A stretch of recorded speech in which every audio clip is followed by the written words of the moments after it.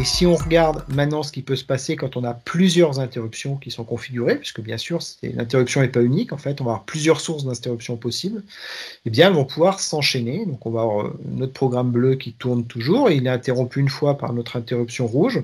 Ensuite, on a notre interruption verte qui va, elle aussi, déclencher un traitement. Et puis ensuite, on voit qu'on a deux interruptions qui arrivent et qui se chevauchent l'une et l'autre, notre interruption rouge et notre interruption verte. Ce que j'ai fait dans cet exemple-là, c'est que l'interruption rouge a une priorité supérieure à l'interruption verte. C'est-à-dire que l'interruption rouge va se terminer avant de démarrer l'interruption verte. Et vous voyez que dans ce cas-là, eh ben, le temps de prise en compte de l'interruption peut être un peu plus important parce que cette interruption est moins prioritaire. Si l'interruption verte avait été plus prioritaire, eh bien, dans ce cas-là, on se serait retrouvé avec un arrêt de l'interruption rouge, le traitement de la verte et ensuite la fin de la rouge avant de repartir sur le programme principal en bleu. Donc, on peut avoir une gestion de priorité. La gestion de priorité est quelque chose qui peut être important parce que beaucoup de mécanismes dans des systèmes embarqués sont basés sur des interruptions. Et il serait dommage que certaines interruptions ne puissent pas correctement s'exécuter. L'exemple qu'on aime bien prendre, c'est le bouton d'arrêt d'urgence de la scie circulaire qui s'apprête à couper le bras d'une personne. Il vaut mieux que cette interruption-là ne soit pas arrêtée par quelque chose d'autre qui pourrait faire qu'on ait un retard dans la prise en compte. De la même façon, sur un ABS, quand il se déclenche, parce qu'il détecte un choc, ce serait dommage qu'une interruption issue du fonctionnement des clignotants, par exemple, ou de la lumière arrière du frein, vienne ralentir le déclenchement des airbags. Donc on a des interruptions qui sont prioritaires, qui ne peuvent pas être interrompues. C'est ce qui illustre ici l'interruption rouge qui est prioritaire sur l'interruption verte. Voilà. On a différents types d'interruptions qui peuvent être configurées, qui peuvent se déclencher dans un microcontrôleur. On a des interruptions qui peuvent être liées au changement d'état du processeur. On peut en avoir lié à la communication. Donc, par exemple, si on reçoit un caractère sur un port de communication, le système va nous le dire, ou si on a fini de transmettre un caractère sur un port de communication, on va pouvoir avoir une interruption.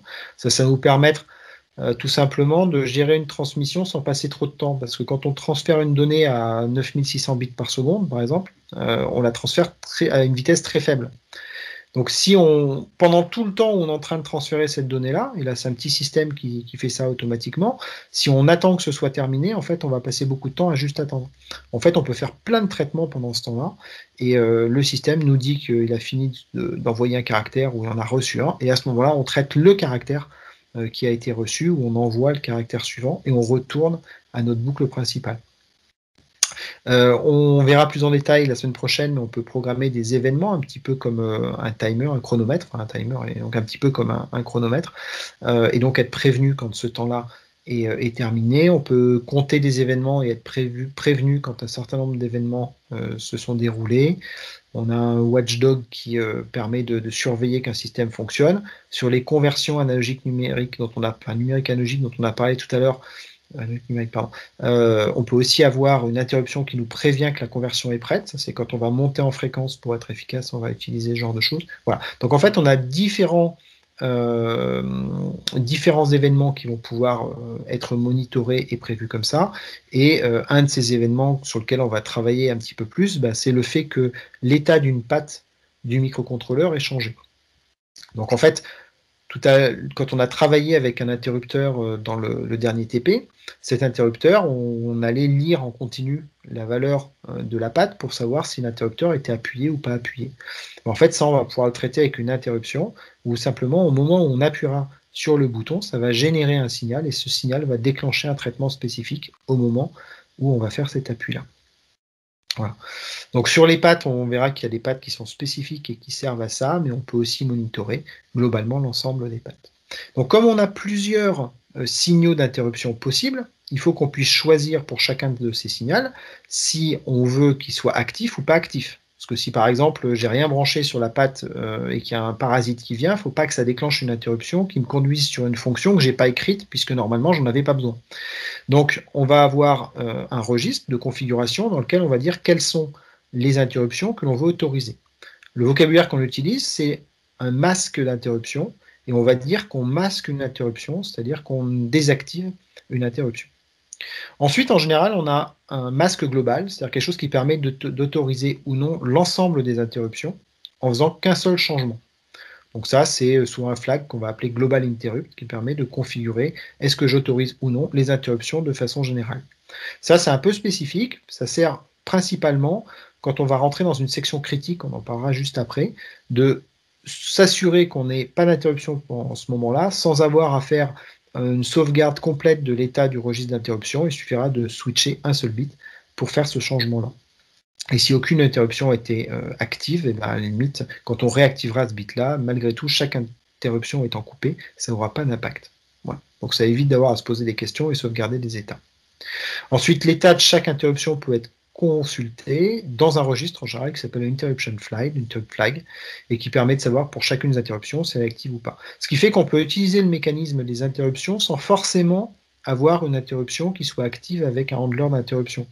On peut aussi simplement la configurer pour consulter son état, et à ce moment-là, c'est notre programme principal qui ira voir s'il y a une interruption. Donc quand je parlais de faire du polling, de la scrutation, c'est-à-dire regarder si un événement était arrivé en continu pour déclencher quelque chose quand il arrive, ben en fait, ça consiste à ça, ça consiste à utiliser le mécanisme d'interruption, mais sans déclencher l'appel à la procédure spécifique, mais simplement d'aller consulter en continu ce flag, donc ce petit registre qui nous indique si les interruptions une à une, elles sont actives ou non, et donc agir si l'interruption se trouvait active.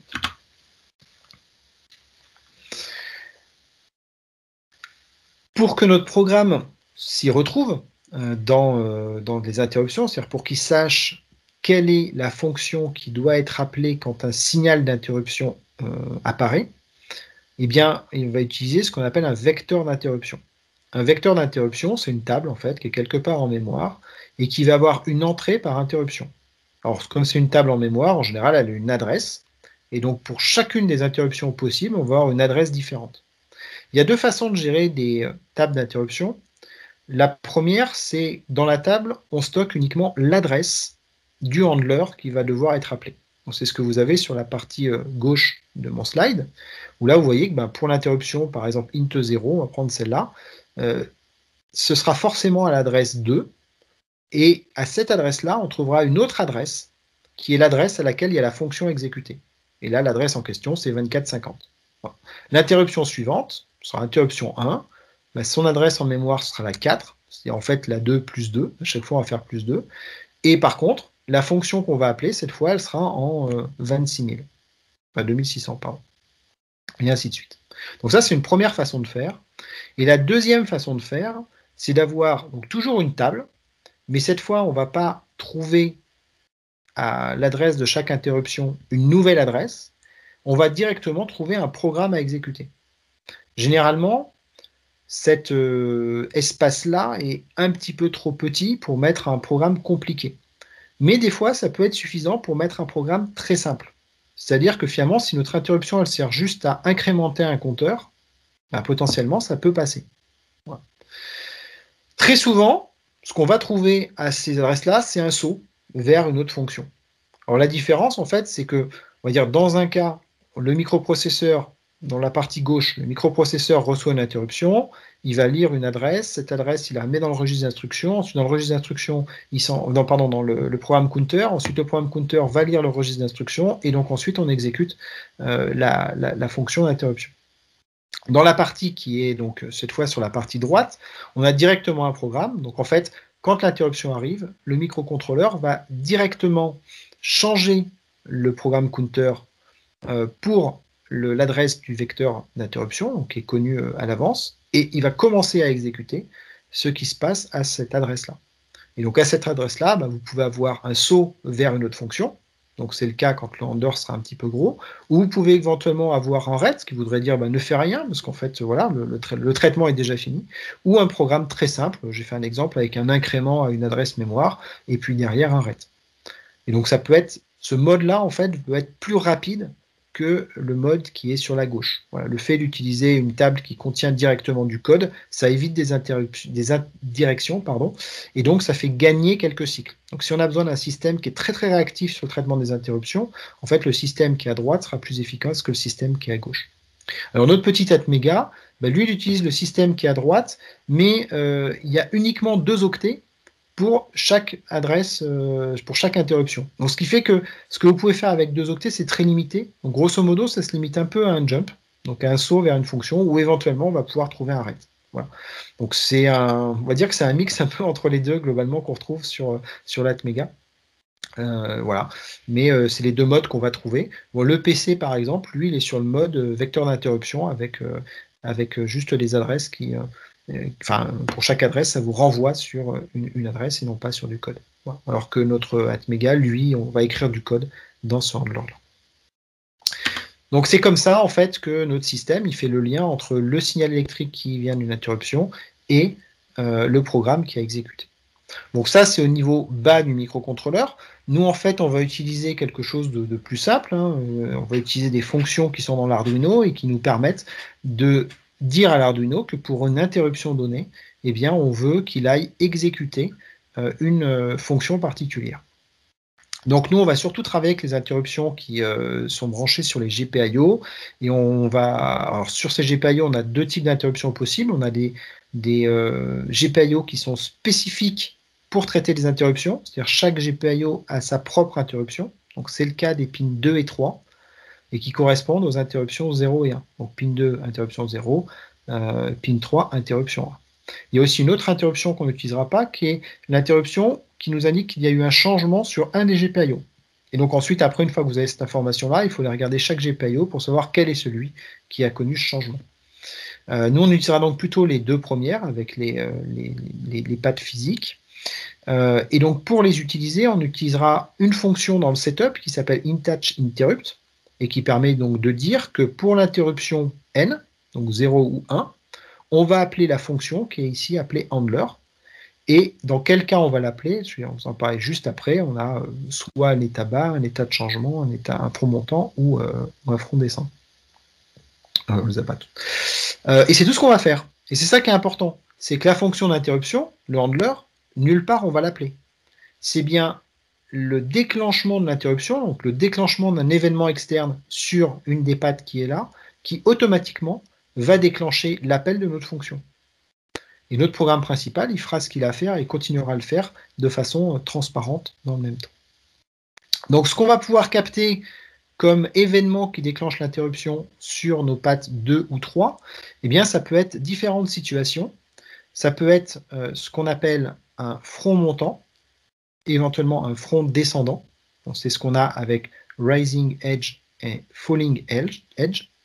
Donc ça, en fait, c'est le fait de passer de l'état 0 à l'état 1, donc le fait de passer de 0 volts à 5 volts, ça fait un front qui monte, voilà, de tension. Et donc ça va être un événement qui va déclencher une interruption.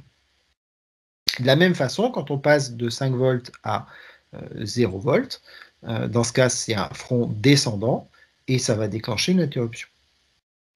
On a un état d'événement qui s'appelle change, qui finalement correspond à la fois au front montant et au front descendant. Donc l'événement va correspondre à l'équivalent d'un rising plus un falling. Enfin, on a un autre état qu'on peut mesurer, c'est l'état bas. Vous noterez qu'on ne peut pas mesurer l'état haut. Voilà. Dans les configurations, ça n'en fait pas partie. La grosse différence qu'on aura entre un état bas et par exemple un falling, eh bien, c'est que l'état bas, il peut être réentrant. Ce que je veux dire par là, c'est que quand notre événement arrive, par exemple, Rising Edge, ça déclenche une interruption. On exécute un petit bout de traitement. Une fois que ce traitement est terminé, on est dans l'état haut. Et donc, ce traitement ne se redéclenchera que quand on sera retourné à l'état bas et revenu à l'état haut. Donc, quand il y en aura un nouveau front montant. Alors que si on est sur un état bas, mon programme démarre au début de l'état bas. Mais il se termine, on est toujours à l'état bas. Donc, à ce moment-là, mon programme se relance une deuxième fois. Et si on est encore à l'état bas au bout de la deuxième fois, il se relancera une troisième fois, et ainsi de suite. Donc on ne va pas les utiliser de la même façon.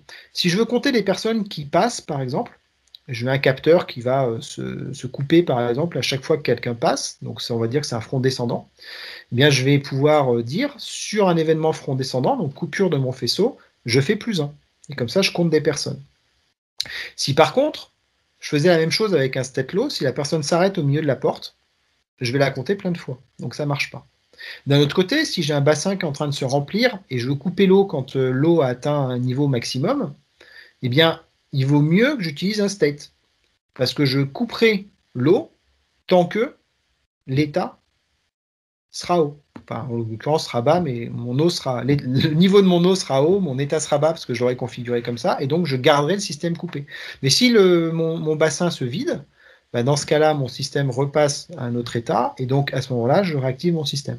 Si je le fais avec des fronts montants, bah si jamais pour une raison X ou Y, je manquais le front, je manquais l'état, bah, ça risque de ne pas s'arrêter, ça risque de déborder. Ou si je le ferme et qu'il se rouvre derrière parce que mon état est passé, eh bien ça va poser un problème. Voilà.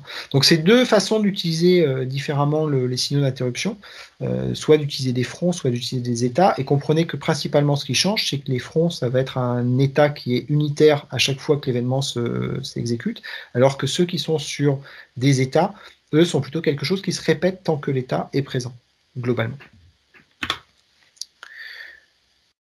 Donc, pour utiliser les interruptions concrètement avec notre Arduino, là j'ai fait un exemple avec une LED et un interrupteur. Vous voyez qu'au niveau des câblages, il n'y a absolument rien qui change, si ce n'est que cette fois, l'interrupteur, enfin le switch ici, il est relié à la broche 2, de façon à ce qu'il soit connecté à une broche qui puisse être configurée pour gérer des interruptions.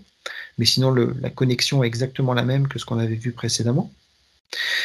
Dans mon programme, ce que je vais faire, c'est que je vais donc créer une fonction qui s'appelle bouton, qui sera mon handler d'interruption, c'est-à-dire la fonction que je veux appeler quand l'interruption se déclenche. Et là, dans l'exemple qu'on a, en fait, quand on appuie sur le bouton, ça affiche sur le port série button pressed. Dans la fonction setup de notre Arduino, on va configurer les différentes pattes. Donc notre patte 2, ça devient une entrée, puisque c'est un interrupteur qu'on branche dessus. Notre patte 13, c'est notre LED, donc elle est alimentée en sortie. J'initialise une liaison série pour pouvoir faire le serial.println, et surtout, c'est ce qui nous intéresse, on va faire un attach interrupt. Donc on va dire qu'on va convertir la JTAP into interrupt 2, ça c'est pour éviter c'est pour s'y retrouver entre le numéro de la patte et le numéro de l'interruption.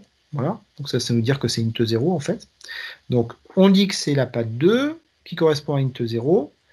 On lui indique quelle est la fonction qu'on veut attacher, donc bouton, qui est écrit au-dessus, et on lui indique l'état dans lequel, enfin ce qui doit se passer, quel est l'événement qui va déclencher l'interruption, et qu'elle fait qu'on a un falling.